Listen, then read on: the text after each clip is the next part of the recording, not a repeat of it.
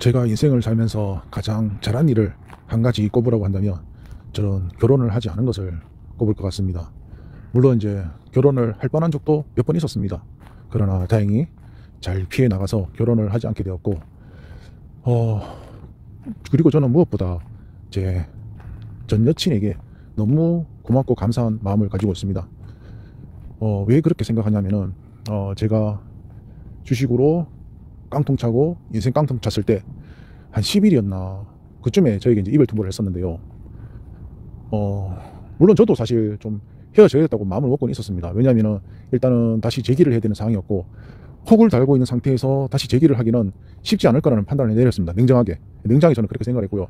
그런데 차마 내가 먼저 헤어지자고 사실 말은 하기가 좀 그랬습니다. 솔직히 말해서. 왜냐면은 내가 지금 다시 내 인생을 갈아 넣어서 다시 재기를 해야 되는데 옆에 누군가 있다면은 현실적으로 재기하기가 어렵다는 저는 생각을 했었습니다.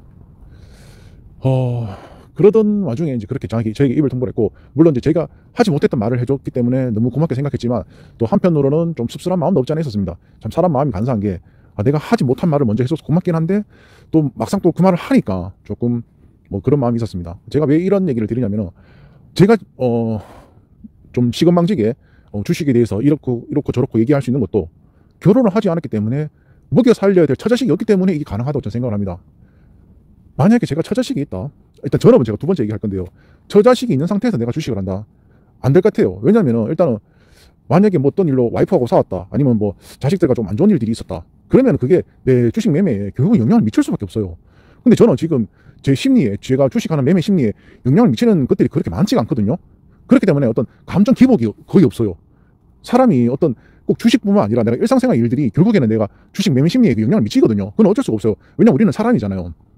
그렇기 때문에 그런 감정들이 고스란히 이게 매매에 여과가 되기 때문에, 제가 봤을 때 내가 만약에 결혼을 해서 처자식이 있는 상태에서 주식 투자를 한다, 실패할 확률 최소한 제가 볼 때는 60-70% 이상입니다. 최소한 60-70% 이상. 예. 물론 이제 또 미장에 대해서는 또 모르겠죠. 미장은 조금 뭐 워렌 버핏도 돈 버는 게 미장이니까 뭐 미장은 조금 아니라고 하더라도, 국장에서는 제가 봤을 때는 만약에 내가 결혼한 사람인데 주식 투자를 한다, 그럼 60-70%는 일단 잃는다고 보시면 될 것 같아요. 제가 봤을 때 제가 이제 주식 투자를 진짜 마음 편하게 하는 게, 왜냐면 저는 뭐 돈 벌어, 어차피 일단 저는 사업으로 돈을 벌고 있고, 뭐 주식으로는 돈 벌면 좋고 뭐 아니면 뭐 어쩔 수 없고 뭐 이런 마인드이기 때문에 저는 제가 원하는 딱 자리에서만 저는 매수를 하거든요.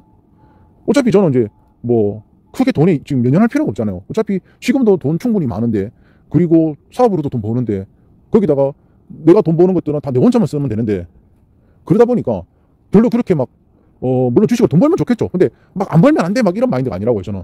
그렇기 때문에 좀 시금방식에 이런 얘기를 할 수 있는 겁니다. 여유있게, 좀 여유있게 하거든요, 진짜. 그러니까 주식은 심리가, 제가 봤을 때는 100이 있다면 50%가 저는 심리가 제일 중요하다고 생각하는 사람이거든요. 근데 일단 심리가 안정이 되잖아요. 심리가 안정이 되다 보니까 매매 자체가 안정이 돼요. 그러다 보면 뭐냐? 수익이 안정이 돼요. 물론 이제 뭐 어떨 때는 뭐 1000만 원 벌었다가 어떤 달은 500만 원 벌었다가 이런 기본은 당연히 있겠죠. 뭐 크게 뭐 내가 뭐 주식으로 생활비를 써야 되는 게 아니잖아요. 그러다 보니까 항상 저는 안정적인 수익을 얻는다. 자, 그리고 두 번째, 만약에 내가 처자식이 있어. 근데 직장, 내 또 직업도 없어. 주식 투자가 내가 내 직업이야. 한마디로 전업 투자란 말이죠. 박살납니다. 이거는요 100%입니다. 실패할 확률 100%, 200%, 1000%. 하여튼 이거는 무조건 성공할 수가 없어요. 지금 당장 돈을 벌고 있다, 결국에 어디 수렴한다? 깡통으로 수렴하게 돼 있어요. 왜?